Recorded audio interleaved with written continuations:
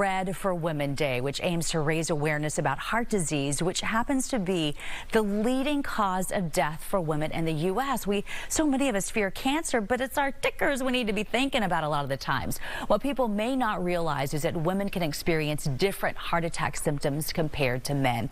Dr. Wahaj Aman, cardiologist with UT Health and Memorial Hermann, joins us this morning to talk about the differences.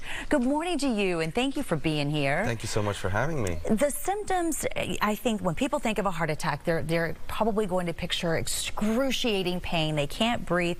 Not always the case, though, is it? Not always the case. Specifically with women, they present in more atypical ways. For example, you can just have increasing fatigue or confusion, sometimes abdominal pain, pain in your jaw or neck, sometimes just not feeling well. That could be just an indicator for women having a heart attack. And does it often look different for women and men?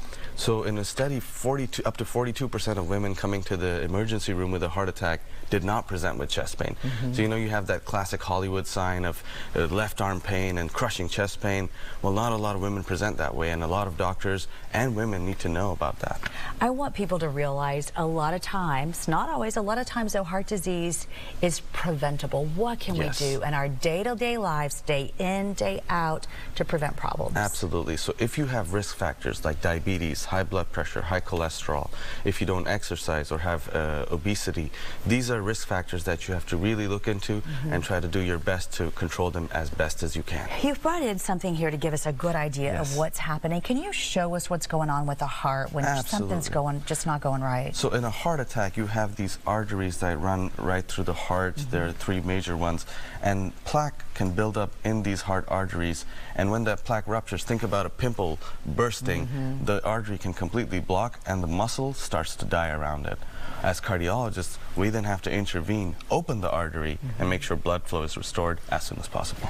And that's when that happens, those are the different types of symptoms that you talked about. Correct. So, how important is it to do something right after you call 911? Do you suggest somebody take an aspirin, or what do you suggest you do at home if you truly believe you're having a heart attack, or one of your family members? Yes. So the first thing you really pointed out well, first thing is to call 911, not to just try to, you know, have your significant other drive you to the ER.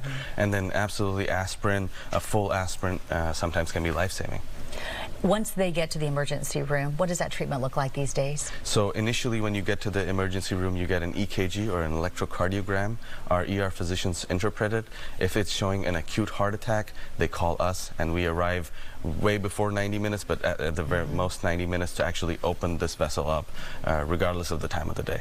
I don't know why it's so difficult for us all to understand that we are what we eat. It just goes to that, right? Absolutely. So just eat healthy, move as much as you can, do what you can to try to prevent the problem. Absolutely. 10,000 steps a day, 150 minutes of exercise, moderate intensity a week, and you should be good. All right, there you have it. Doctor's orders, everyone. Dr. Aman, thank you for coming in from UT Health. Thank you so much for having me. And Memorial Hermann, great advice on this Go Red Day. Wear your red, spread the word that we all can do our part to help keep ourselves alive, right? Absolutely. All right.